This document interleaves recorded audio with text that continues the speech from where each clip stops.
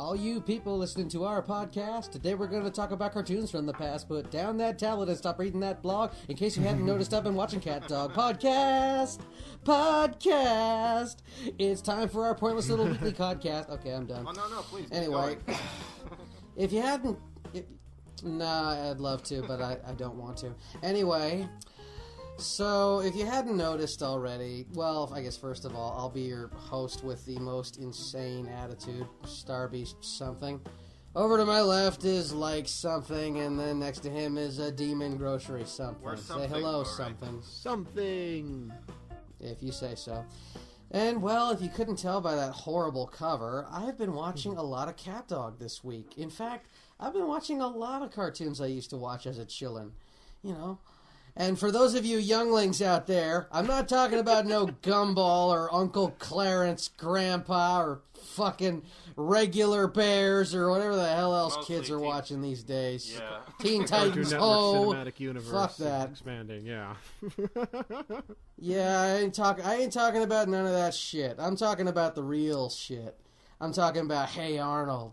I'm talking about Cat Dog. I'm talking about Rocco's Modern Life. I'm talking about fucking Doug, baby. I'm talking about Angry Beavers. I'm talking about Invader Zim. You get what I'm talking about, 90s cartoons mostly. Yeah. I've been watching a lot of 90s cartoons, and it's been great. Don't forget about the Cartoon Network, though. I mean, they had some good stuff back then. Yes, I mean, there was always Ed, Edd and Eddy and Courage the Cowardly Dog, and, you know, fuck, I even watched Powerpuff Girls. Oh, who didn't love Powerpuff Girls? That show was so... That was a awesome. lot of people, but that's because that was back then when the stigma was still that was a girl show. But you know what? I said, fuck it. That show's funny as hell. I don't care if it's meant for girls. I like Craig it. McCracken knows his stuff. Hell yeah, he does. And so does Gendy Tartakovsky. That fucker was in on that too, and that's why that show kicks so much ass. Mm-hmm. Yeah, Dexter's Laboratory, which is great. I've just been watching a lot of old nostalgia lately. I mean, I know that's par for the course these days, but I... can't help it. While I was at work this week, half of what I've been doing, you know, in between busyness is just in pulling out my doing phone and actual watching work. clips from... Yeah, just, I mean, I've mainly just been pulling out my phone and watching clips from old cartoons I used to love. And you know what? They still hold up.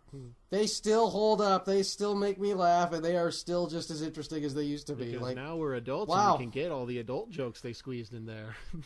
Yeah, and there were a surprising amount. I mean, my God, you'd be amazed by what's in Hey Arnold.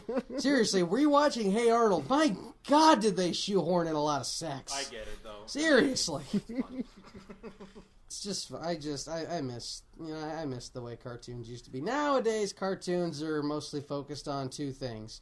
Randomness, total randomness, like everything's its own, it's like its own little bubble universe randomness, or the other one, like kind of millennial culture, which is, you know, just being apathetic and, you know, not interested in anything. There's a smartphone, typically, and a lot of squash and stretch. Like, they've gone back to like characterizing, exaggerating everything on these new cartoons. Yeah, I don't want to be that guy. I don't want to be Grandpa saying, cartoons were better in my day, but... First of all, they were. And second, I don't want to be that guy, but yeah, cartoons have somewhat lost their zaniness, their charm, their pep. Either they're too zany or they're just apathetic, and I just don't find any of it appealing. They've lost their whimsy, I would say, you know? I don't know really what word to apply. It doesn't have the same spark it used to, in my opinion. I know I come from a different generation, and that necessitates different writing. I don't know. They had a little more life to them back in my day. Back in the day, they would just... The story came first. Characters came first, you know? And yeah, they would have... Well, I don't know about that. Story was kind of second to what you could do with your characters. I mean, take a show like SpongeBob, for example. That show's actually an enigma because it exists in two generations. A lot of people forget SpongeBob is technically a 90s cartoon because it came out when we were kids in the 90s, 99. Oh, yeah. But it was such a smash hit. It went through all the way through the 2000s to the 2000 teens. And it changed, you know? It went from a really zany 90s cartoon with little sense to... But you know what? It kept the same spirit. It just kind of evolved a little bit. But new demographic. It's became more aware still of what remained it was. It still remained very quotable. That's what it did. Yeah. But yeah, I mean, I still But miss that's a the rare way. case. I mean, that's a cartoon that has lasted more than most cartoons ever see. You know? I suppose, but that's just because it sold a shit ton of merchandise, which is sadly all that matters. But that's besides the point. Like the whole reason Teenage Mutant Ninja Turtles was made was to sell toys, so that's always a actually goal. The toys came first. So yeah, anybody that says otherwise doesn't know their history because Teenage Mutant Ninja Turtle toys came before the show. So I yeah, mean, that's all definitely cartoons true. and animation, it's mostly being about the merchandising. I mean, I don't know if It's that's changed, entirely- especially with all these Netflix. It's cartoons, entirely but- about the merchandise. If a show doesn't sell toys, then it ain't going to continue. That's the sad truth of it. I mean, that's always been the case. Well, you know what? I take that back. That wasn't always the case. It used to actually be more about ratings than about merchandise back in the 90s. Ratings used to actually mean something back then. Because, because returning back to the day and thinking about it, I don't remember seeing a whole lot of Rocco toys. I don't remember seeing SpongeBob, of course, but, I don't remember a whole ton of Rocco or Fairly Odd Parents merchandise. I don't remember getting too many toys of, Hey Arnold. I don't remember ever even seeing one. I mean, I never saw a duck doll or To something. this day, I'm still shocked that there wasn't any Danny Phantom merchandise. That show was made to have action figures and toys and accessories for kids to buy, but I could never find any of it. Danny Phantom is an anomaly. It's somehow popular and unpopular at the same time. Everybody, you bring it up to somebody and they're like, "Oh yeah, Danny Phantom, I love that show." But then you remember, oh wait, Danny Phantom did last a while, but no one ever really talks about it anymore until someone talks about it. I generally wonder if anybody saw the entire series. Danny seems to me like that show that you catch randomly and you like the episode or episodes you watch, but then you never really pursue it. You're like, "Oh, that was good," and then forget about it, and then maybe 2 weeks later, "Oh, I like this." Well, it depends. You never actually committed. Well, it depends. I mean, Danny was one of those shows where it was mostly episodic. It was mostly a Ghost of the Week show. And then every now and again it would have this little event episode where it was like the recurring villains, either Vlad Plasmius or that really bad, evil, dark king ghost, whatever. It would have arcs, mostly with Vlad Plasmius, but yeah, most of the time it was a Ghost of the Week show. So it was a little of both. Yeah, I mean, but that's the beauty of those kind of shows is that you can just catch them whenever, and there's not sometimes there's a little bit of overarching going on, but in general, yeah, it's just Ghost of the Week.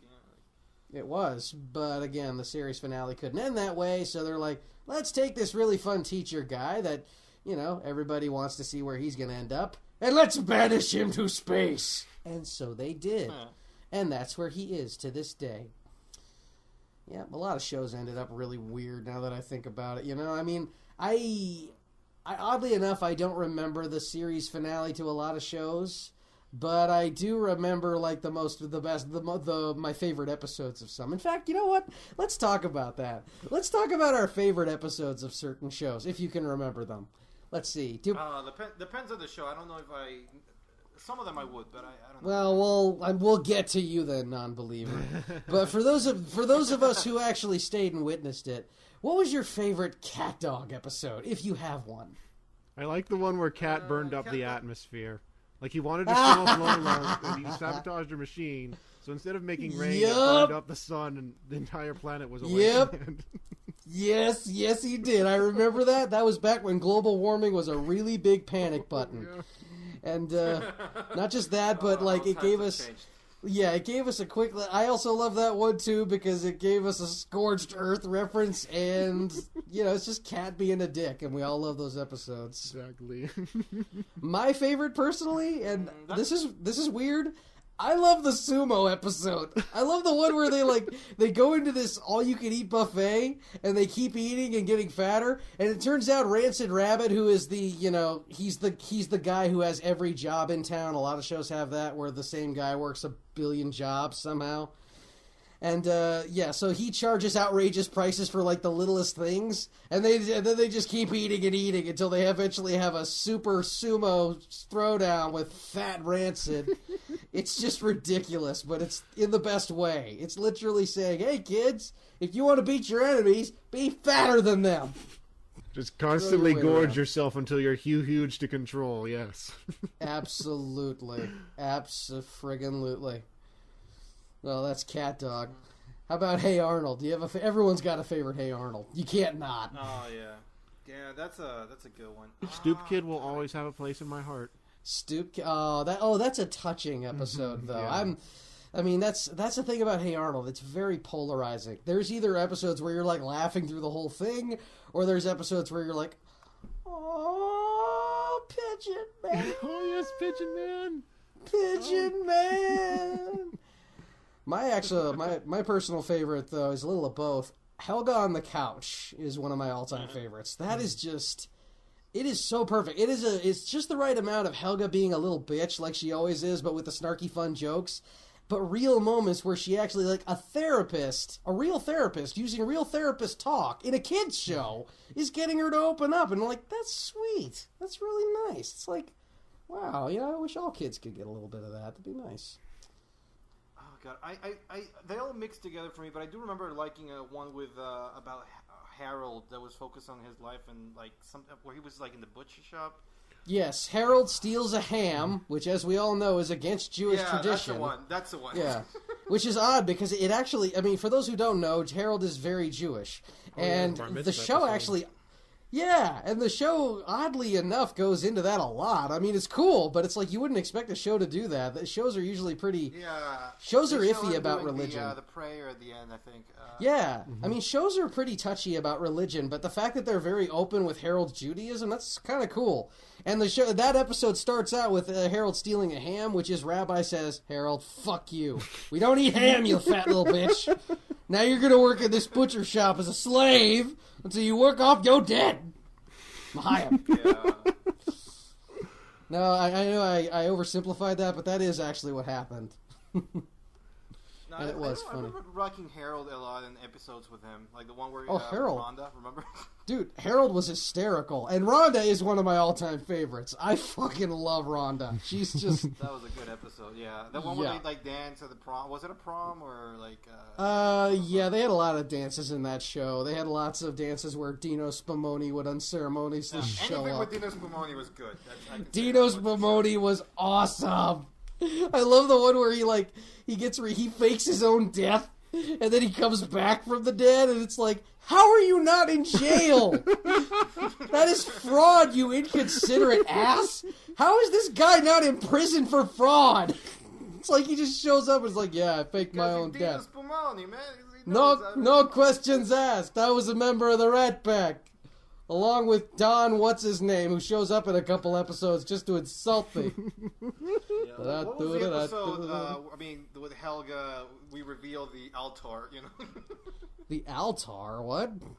The what do you call it? The shrine. Yeah, the shrine, sorry. The closet. Dude, there were lots of episodes, and that shrine went through several changes.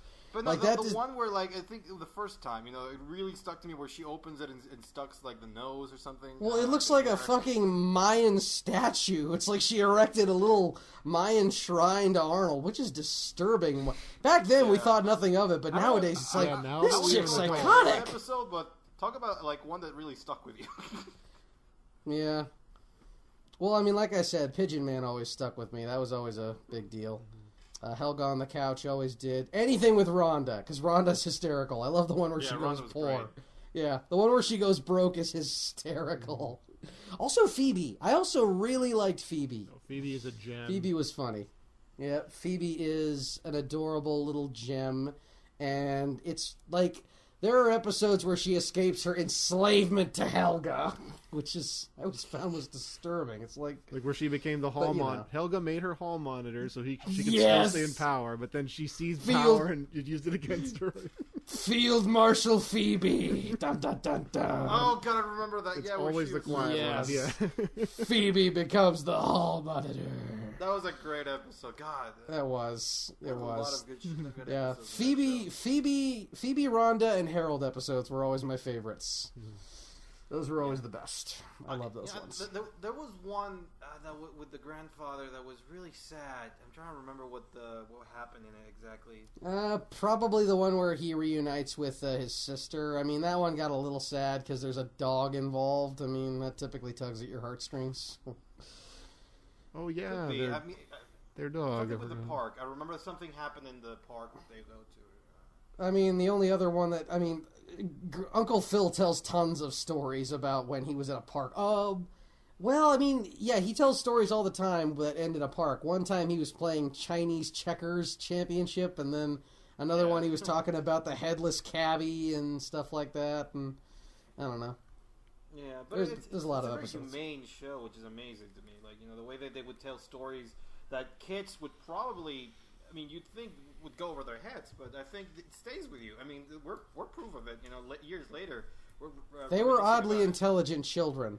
Even the dumb children were very oddly intelligent and able to scam the adults out of everything. I actually found that quite interesting. Like, just the fact that every adult on the show was an inadequate boob that just fell for every trick these kids told them. You ever notice that? Anytime the kids want to scam their way out of something, that usually works. It's amazing. Oh my god, you're right. Well, right? There were some very smart. Like I'm thinking of an episode where Gerald had to sell watches, and yeah, he made up a lie to his boss that the person he got the watches from, that they were selling like crazy, and he got him to buy them back at triple price. So yep, that would never work in the real world, but it worked. Or how about the multiple times Arnold and Gerald hijacked a radio station just by making up some bullshit story? The Night Owl, that's right. Yep, that's right, all you dreamers and creamers. I got two adolescents here who fooled my dumb ass into making a free public broadcast, which ordinarily would cost hundreds, if not thousands of dollars. But my hands are tied by the system. I remember you always talk like that. Sorry, guys, my hands are tied by the system. Well, I've dropped my donut. Yeah. Hey Arnold was something else, man. Oh, yeah. That was a really good show, yeah. What was another good one? What was another classic that we all effing remember? Dexter was a big one for me. I gotta be honest. That's Dexter's Lab. Now wait, this is important. Which version, the original or the revamp? Because there was two eras to Dexter. There was the original animation, and then there was the revamped animation. Mm-hmm. I did not see for a moment I thought you were talking about the murder one. I'm like, what? No. I'm talking about, like, there was a design change. I don't know when or why, but at some point Dexter's animation changed from, like, old school Gendy to, like, a weird revamp, and it just doesn't. A lot of people complain it wasn't the same show. Yeah, a lot of shows did that. Like, they just changed animation studios at some point. Yep. Powerpuff Girls did that too, and again, it failed miserably. It lasted like maybe 2 or 3 seasons, and then it died. No, I hear you. But I mean, no, I remember the original, and that's definitely, I love that show.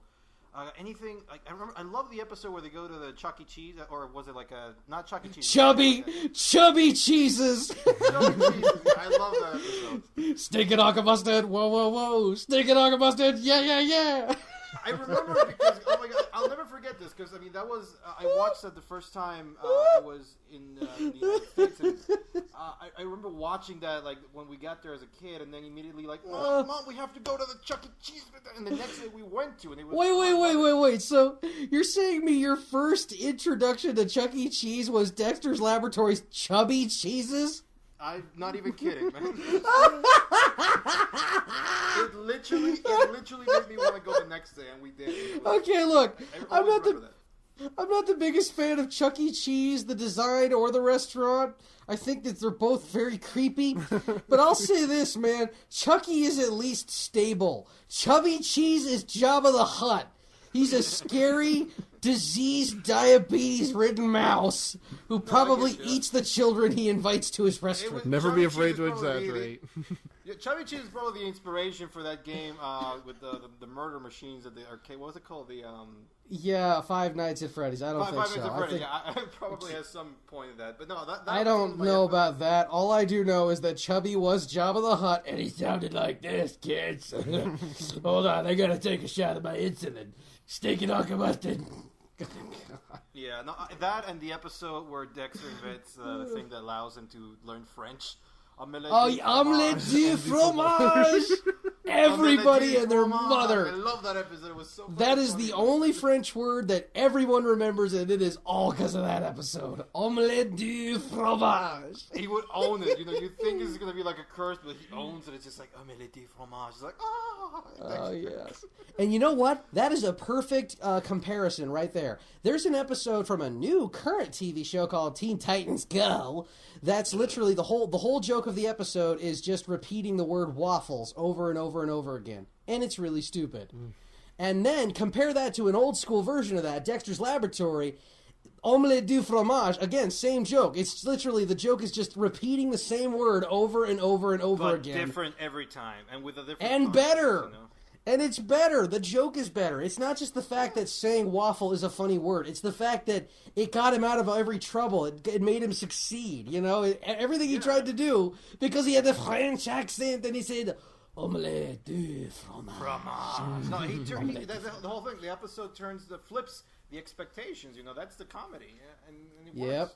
Versus the Teen Titans Go is just, let's just keep saying it and it'll be funny eventually. Like, oh, not just say it, we'll sing it. Yeah, but that's another story. Yeah, those are the extra episodes with anything with the trio, man. With No. Oh, the Justice Friends, yes. The Justice Friends, starring Major Glory, Val Hallen, and the Infraggable Crunk. When that came out, man, I love that character.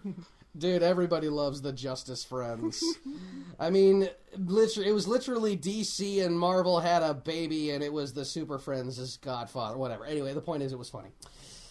It was funny. Oh, Haley was so good. Because it was literally just those three characters. It was literally just Superman, Thor, and Hulk sharing an apartment together. I will never forget Beware, where they literally spend the whole time just chasing a bee. It's like who doesn't remember the greats? I mean, Major Glory has a hilarious scream. Ah! Bee! Ah! Ah! Ah! I just love that nothing happened. It would just like get worked up about everything, but nothing happened when you think about it.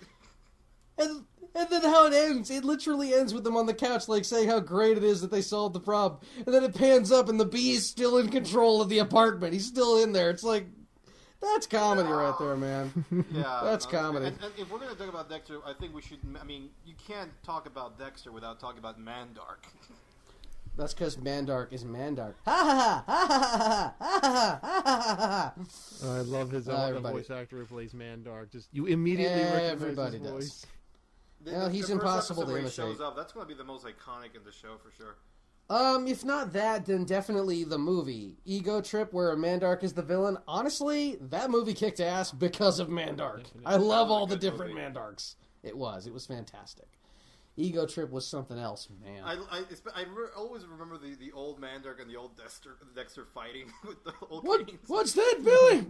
What are you talking about, Billy? I just love how he always called him Billy. Everybody was Billy. Actually, you know what? I think South Park stole that. I think South Park stole the old man calling his son Billy just because he forgets his name all the time. Because Grandpa Marsh does that too. So I'm pretty sure they stole that from Dexter's. Anybody else got a favorite one? Well, from Dexter, absolutely. Damn it, there were so many good ones. I'm trying to nail down my absolute favorite. I guess the one where he thinks he's gonna die, the one where he has like a gas buildup and he thinks it's gonna die, and then at the end of the and then at the episode he just cuts a loud fart, and then that's it. It's just his parents and his sister are just sitting there. Dexter.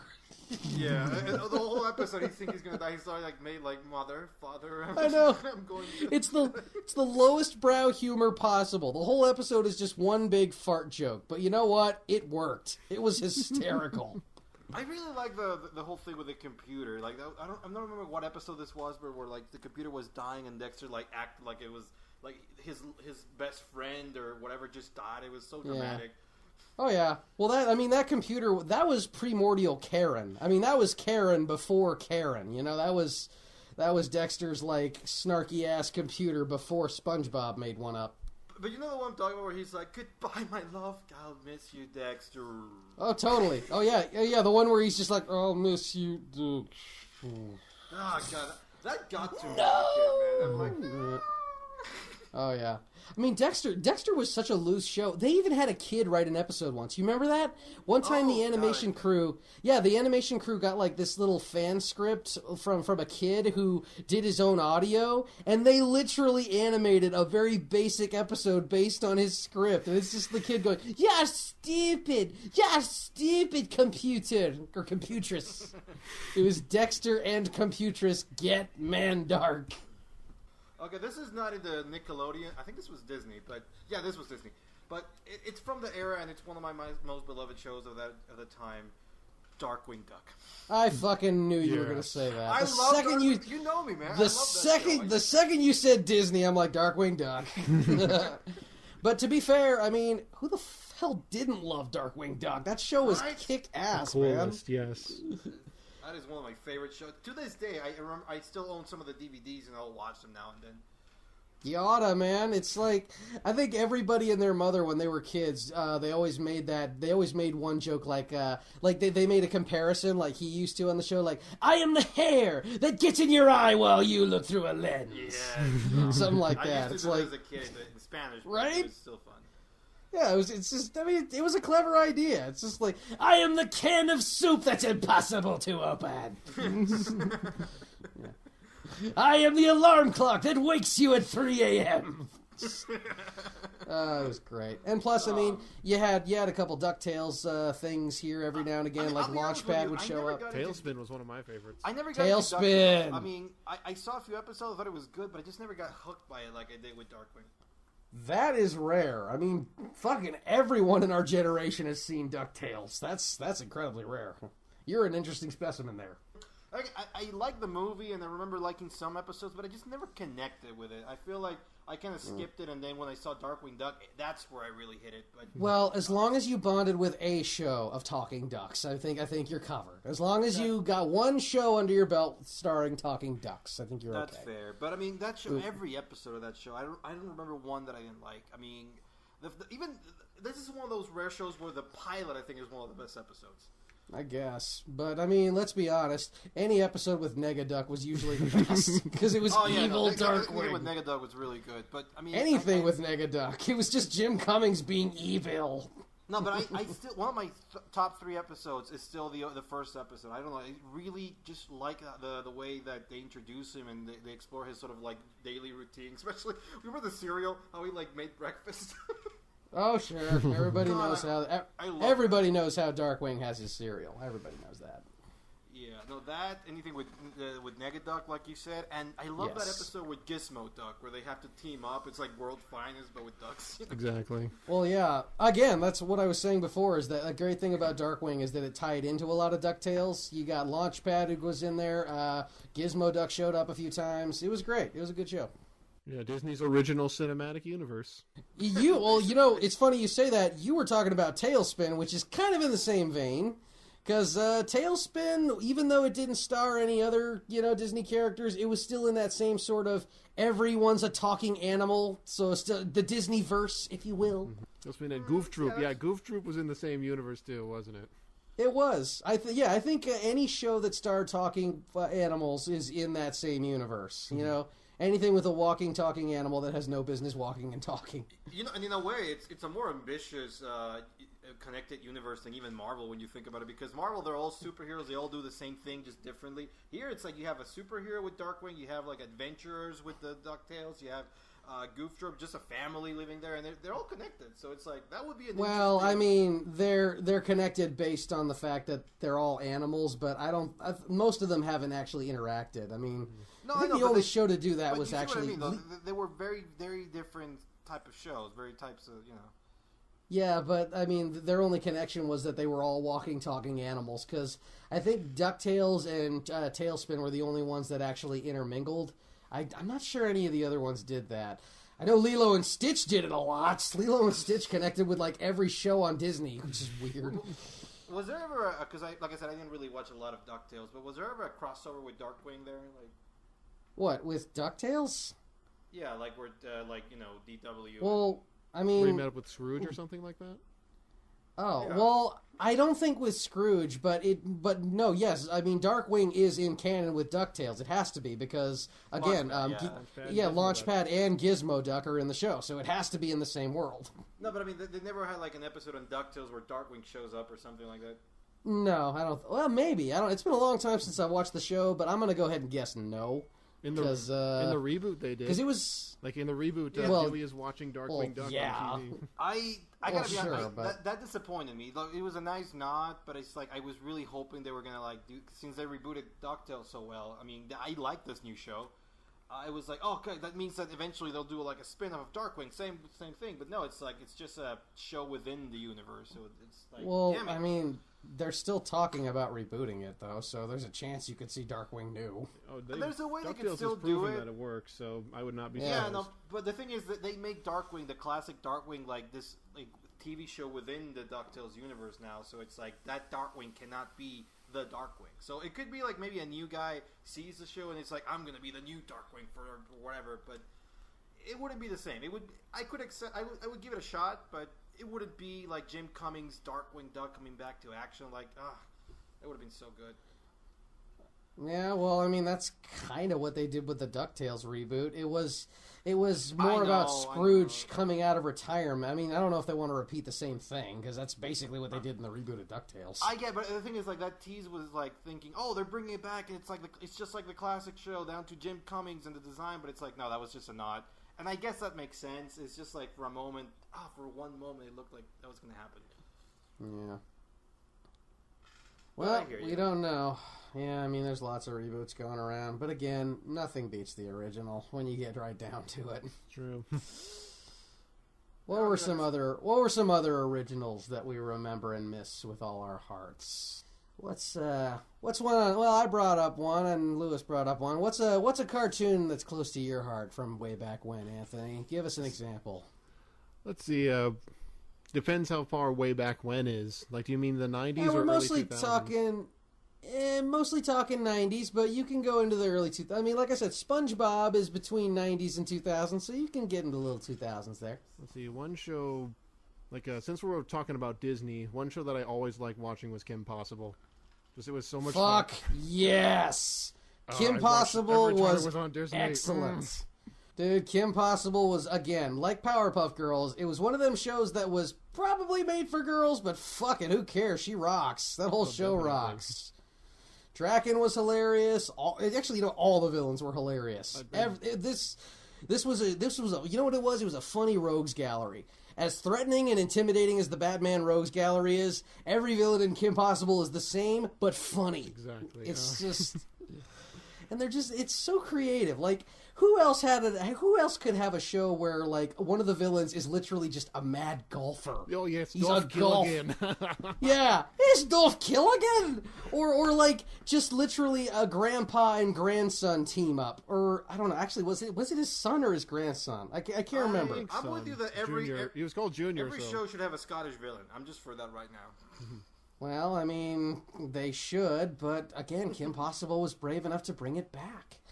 And not just that, I mean, it had a ton of great voiceover talent voicing these people. Shigo. Who can forget Shigo, the real queen of the show? Everybody loves Shigo. Love the time travel episode where Shigo decided to take over, and she was actually effective at being a villain. Which is rightfully so. I love how older Shigo comes back and tells younger Shigo, who looks exactly the same, by the way, just says, like, you know what? Screw him!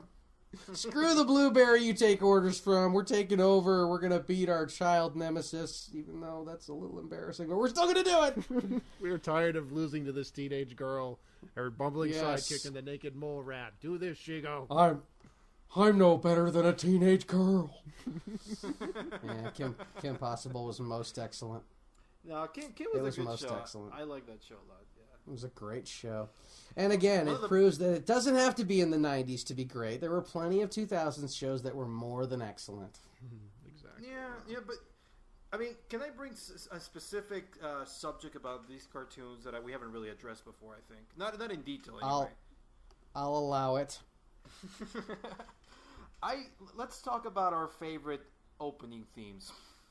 Oh yeah. Oh God. Well, you mean back then? I was gonna say, remember back then when that was a relevant detail and an important one. Nowadays, all you have to do is a 30-second ukulele song with barely any lyrics that makes sense. And for the record, the three of us, we are big fans of those classic 80s and 90s cartoons theme songs, and you know.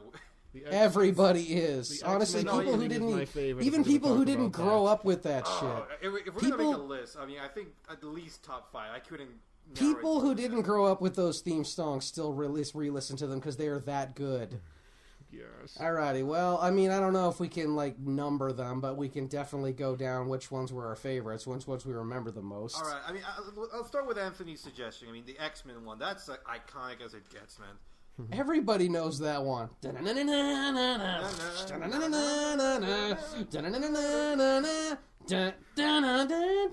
there goes Rogue in tights. Look at her. Anyway. Really who didn't have a crush on Rogue? Everybody had a crush on Rogue. Let's see. Well, if we're continuing with superheroes, Batman is pretty damn iconic. The Batman show practically rewrote Batman's theme. It was that good. Oh, that's iconic. Didn't Everybody the knows that movie one. use songs based off the animated series, or was it the other way around? No, the other way around. Like the show was influenced by the Tim Burton movie. Yes. I was gonna... Well, either way, it's still... I mean... Wait, was it? I could have sworn the cartoon came up with that theme. No. I mean, it was... No, the cartoon came up with that theme, but the theme and the design, a lot of it was inspired in part by the Tim Burton movie. Yeah, but I'm not talking about the design of the show. I'm talking about the music specifically, and I'm pretty sure that music, it's from Danny Elfman as well. I mean, he just bit like a different take on it. Yes, but that cartoon came up with something different. It wasn't in the movie. It was its own thing, and that was great. No, yeah, I'm just saying, like, one inspired the other, or fed from the other. Yeah, I guess. But the show had its own thing, and that's final. Okay, Let's see, what other... Well, they're both good. They're both good. Whatever. Anyway, what other themes can we... Okay, for me, number one will always be the Thundercats theme. Oh, yes. That shit is in my head forever. I mean, number one for me, honestly, it's just... Nothing beats that rock anthem, man. I mean, god damn, even the singers and everything, it is classic. It is a combination of glam rock and superheroes, and there is just fucking nothing, but I'm sorry, I can sing that shit all day. I mean, that is easily in my top 5, man. I mean, I would have to struggle to order them, but that's easily in my top 5. It's my number one. I gotta say right now, Thundercats, my number one, always. That always made sure that got your attention and you watched the entire show. It was, the opening was so good, the animation was better than the actual animation on the show. That's how good it is. It's like, god damn. Thundercats and X-Men are definitely in my top 5 opening themes. Let me see what else. The Pokemon, come on. Oh, God. The very best. Like no one ever was. Dun, dun, dun. Tentacruel's destroying a building. That's just how he rolls. Destruction! Yep. That was a great song. Everybody loves them old singers. I love how every guy singer back then sounded like a chick. It was awesome. It was great. I loved it. I mean, the Darkwing Duck, again, that's a really good catchy theme. Dun, A lot of people would prefer DuckTales, but still. dun, dun, dun, dun, dun. Dun, dun, dun, dun, dun. Dun, dun, dun, dun, dun. Somewhere some villain sneaks, but his number is up. Darkwing Duck! Yeah, everybody loves that There's one. trouble, you call DW. Let's get dangerous. Everybody loves that one. So good. Let's see.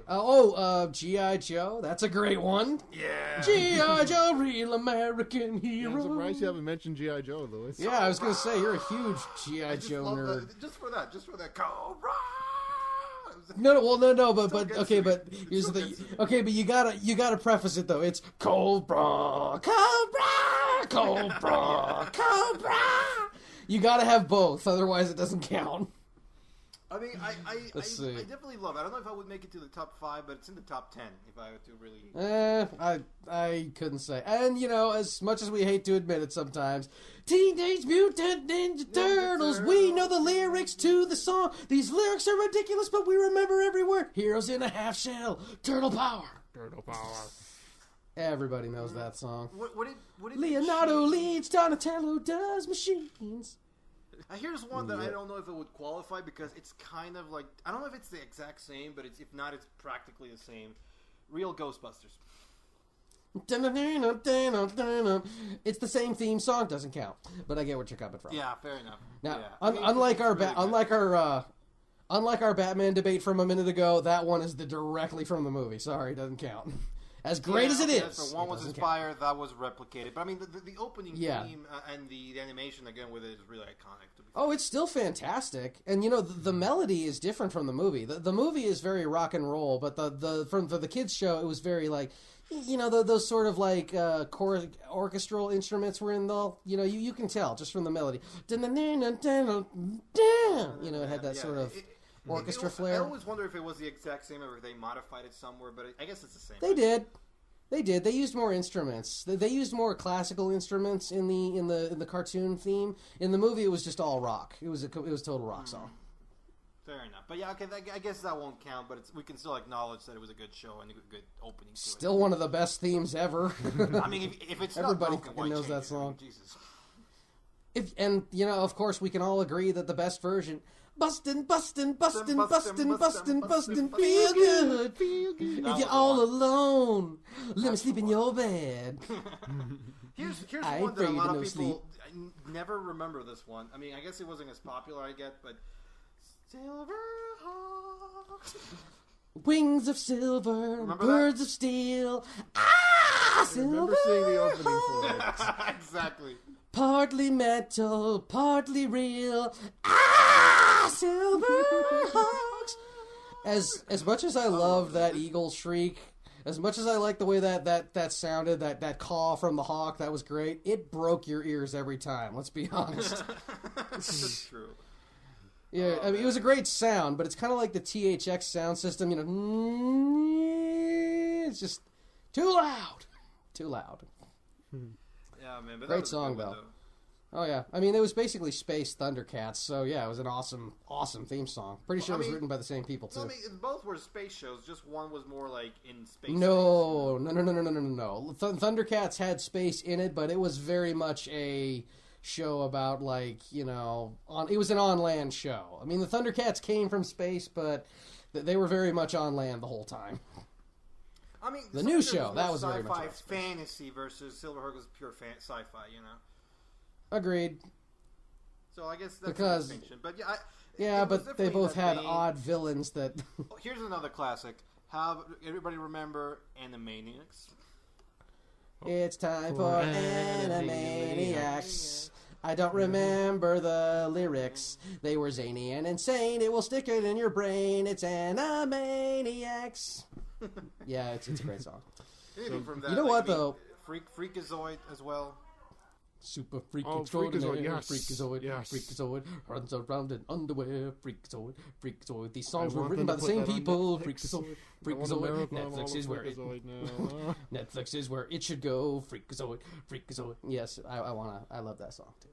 Actually, you know, those songs, the Animaniacs theme, Freakazoid, Tasmania, Tiny Toons, they were all written by the same guy, the Richard Stone team.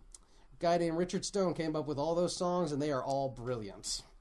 All those WB shows came from the same department, so yeah, I can imagine them just swapping the guys. Yeah, they all came from Amblin. They all came from Stevie Spielberg, and he hired Richard Stone to do all them themes like "They're Pinky and the Brain," "This Pinky and the Brain." You remember the lyrics to the song? It's driving you insane. Everybody loves that one. Yeah, I mean, we talked about the superheroes at first, but there was one I missed. That nobody watched this show, and the show itself was okay, but the theme song is epic, man. The Iron Man. Iron Man. There was an Iron Man Remember cartoon that? back then. Iron Man. It was so like metal, man. I must have missed that one because I mean I remember there being an Iron Man cartoon, but I can't for the life of me remember the theme song. I mean, like the first few episodes came with like this sort of generic, like it wasn't even a theme song. It was just sort of like like a generic sound, just like an orchestral version. Yeah, and then they came up with this iconic like theme song, like straight out of AC/DC, you know, and like the imagery like of him like with a giant mold making the armor. Oh, that's so cool. Better than the show. Every time he hit the mold, yeah, there was a shadow of an Iron Man suit behind him, a different suit being made, showing what he's gonna do. Yeah, you should look it up. It's really good. I'll have to go on YouTube after this because honestly, I'm a little interested now. I mean, if something like Iron Man can produce one of the best AC/DC songs of all time, then yes. Actually, wait, no, that wasn't AC/DC. What am I talking about? That was Black Sabbath. God damn it! Who made that song? Motley Crue? Was that Motley Crue? Black Sabbath. Black Sabbath. I knew that. I knew it was Black Sabbath. I was just testing you. God. That is true. Anyway, Anyway, let me rephrase. If Iron Man can inspire one of the best rock songs of all time, then it's got to be worth a kid's theme song of the same caliber. I agree. I mean, like I said, the Marvel shows back then, I mean, other than Spider-Man and X-Men, they were okay, but Iron Man, like the cartoon itself, was just never particularly good, but I remember that theme song so well. It was so good. You know what's funny? A lot of Marvel cartoons were pretty bad. You know, it's Marvel and animation, as our animated series, never took. There was maybe 2 that made it big, X-Men and Spider-Man. Other than that, I can't think of one Marvel cartoon that made it. Not one. They all failed. In that era, if we're talking about the 90s or 80s, yeah, I would agree. If we're talking about all of them, well, yeah. After that's when Marvel got bigger animation budgets. Yeah, but even still, I don't remember a single Marvel cartoon outside of X-Men and Spider-Man that made it to X-Men and Spider-Man seasons. Fantastic Four croaked. They had a Hulk series, but I didn't like that. Several Hulk things crashed and burned. Avengers tried a couple times and died. To this day though, I consider Spectacular Spider-Man the last good cartoon opening. It had a really good theme song, like Spectacular Spider-Man. Now that strikes me as something from 2006 and 7-ish. What time period are we talking about? Yeah. That was 2008. Okay, yeah. So that was a little after my time. So, I mean, I still watch cartoons, but that's one of the ones that I kind of like, I don't know. No, it's really good. It's super good. And I'm just saying, by the early 2000s, the whole theme song in cartoons was declining. But to me, that was the last one that I remember being the last one. After that, I can't think of a single cartoon theme like the old days. Well, I mean, again, I hate to beating this like a dead horse, but these days, literally all you need is like a 10-second sting like Young Justice or Green Lantern did, which is dumb. Or it's a 30-second ukulele song with a really bad singer. I'll never forget the epic Adventure Time theme. Why did they stop? I mean, because they're expensive. I mean, theme songs are amazing, but it can't be that expensive. You would be amazed, dude. Sometimes musicians animation always costs a bundle, so you want to and the animation for openings was often really wild. They made the theme so big and impressive looking that it hooked you in to watch the show, which often had worse animation than the opening. They were that good. And, with music, you got to deal with musicians, rights, you got to deal with royalty fees, blah, blah, blah. There's a whole lot of bullshit that goes into it. So it's easier these days, I guess, just to let some androgynous person just go, Adventure Time, come on with your friends, have fun and jerking off. Kids would sing to that, they would be excited singing the theme songs. I mean, just like Thundercats are on the move, and they're excited to watch the show, Thunder thighs are on the move. It's an element that Thunder thighs are loose. Yeah, well, I mean, I honestly don't see that in the future because it's apparently they're under the impression that you can make a show just fine without an impressive theme, and that's nice and all, but I'm sure it cuts costs. But I mean, what is the one thing you think of when you think DuckTales? That goddamn opening theme. Exactly. What's the one thing you think of when you think Thundercats? That opening theme. What's the one thing you think of when you think G.I. Joe? G.I. Joe, real American hero. You think the theme song first. But nah, damn it! If you're gonna do that, do it right. Cobra, Cobra, Cobra, Cobra. You gotta do both. Yeah, man. It's just, and not even. I mean, I know we're talking about animation, but not just animation. Even the live action shows had iconic, catchphrases and theme songs. Like in the old day. And I mean, I know it's not a cartoon, but who honestly would not rank this one among all the top ones ever? Now, this is the story all about how my life got flipped. My life got flipped, turned upside down. And I'd like to take a second and just sit down, James, and I'm going to tell you how I became the king of card games. Prince of a town called Bel Air. Yeah. Your mother, your auntie, and uncle in Bel Air. Now Uncle Phil shit on a couple of guys. Anyway. Uncle Phil shit on a couple of guys. Okay, if you guys need to see Fresh Prince of Blair, which is the best Fresh Prince thing ever made ever. Now, you tell me to go to YouTube. You guys go to YouTube. You guys type in Fresh Prince of Blair, and you watch the best YouTube poop ever. It is everything glorious about that theme song, all in 20 glorious minutes. It's amazing. Yeah. And I like to take a shit on a couple of guys. Anyway. But yeah, like all the live action shows, the Nickelodeon live action shows. Remember that? Sabrina, like Clarissa, like. I remember Clarissa Explains It All, where a tragic mental case talks about her demonic brother and her homeless friend who comes via ladder. I remember that one very well. Pretty much. Oh, Yes. Man, shows were simpler back then, or were they? I don't know. Shows were better back in my day. We didn't have no ukulele themes, and our kids were psychotic. Our cartoon characters made shrines of their loved ones in their closets. Ours had cats. Who's gum?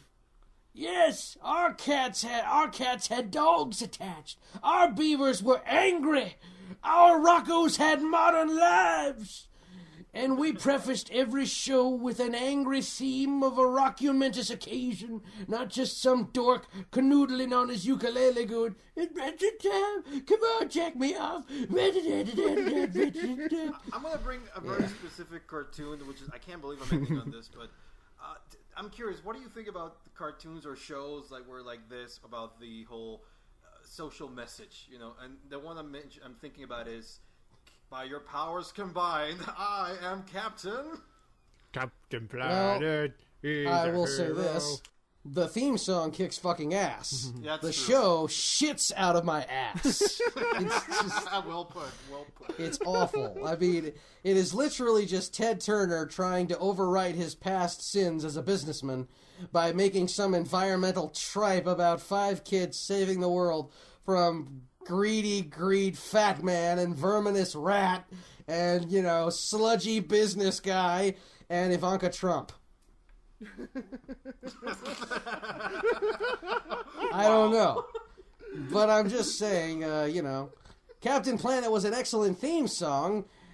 Captain Planet, he's a zero. Hercules is gonna make him a hero. He's a power magnetized, and Magneto's gonna turn him into fries. I know the song. People watch that show solely for that themes, and that's how important themes are, man. I certainly did. Wind, fire. No. Earth, fire, wind, water, heart, go Avatar. By your powers combined, I am Captain Planet.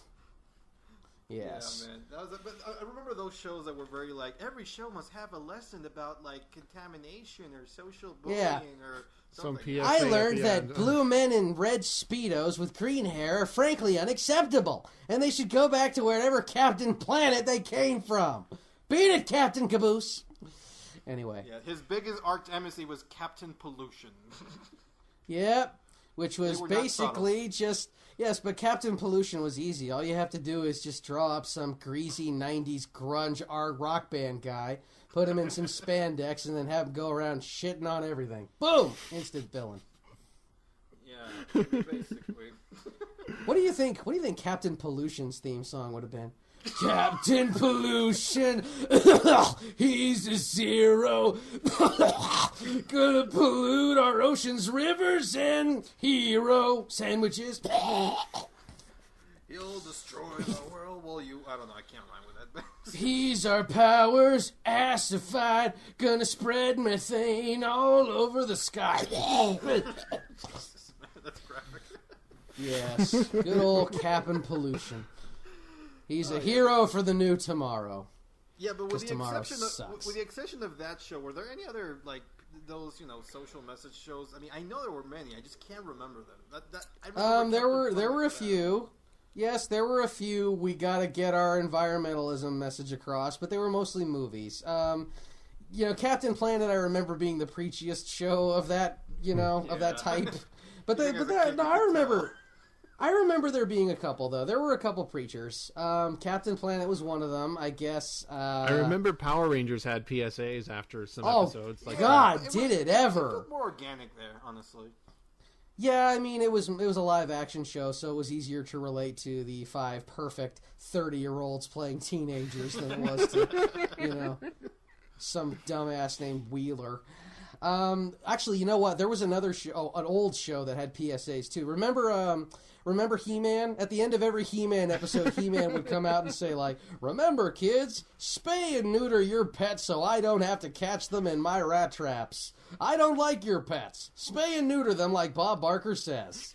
You know, I prefer that. I honestly prefer when they have a message at the beginning or end of the episode instead of, like, trying to shove it into the story or whatever. And yeah.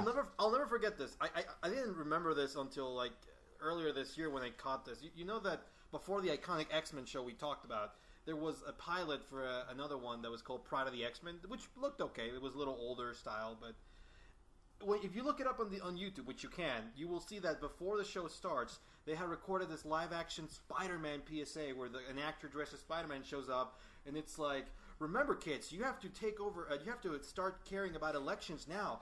Make sure to look at your local something and vote because your power is in you. It was like, wow. Imagine if we had that today. Wow, wouldn't Captain Planet be a lot better if it was just flat out upfront about it? Like if it stowed all the subtext and just said, hey kids, recycle your different plastics in their separate containers, or I'll shove you in them. Hey kids, I'll turn you into a fucking tree. Hey kids, use up one of your Saturdays, go down to the river and clean it up, or I'll hold your head underwater until the bubbles stop. Captain Planet! The power is mine! Yeah. And on that very dark, disturbing note, we're gonna say our own PSA for all you lovely people out there. If you really care about us, keep watching us. Don't ever stop, or we'll hate you forever. We don't mean that literally. Yes, we do. Yes, we do. Yeah, and remember to like and subscribe and follow us and all that social media. Keep an eye out for that new Frontier Zero episode, and that's it. Do that or we will hate you. We will hate you. And now for the list of people that will hate you, I, your host, Starbeast Hate. Over there, Hate 777 and Demon Grocery Hate. Remember, kids, just say no to everything. And we hate you.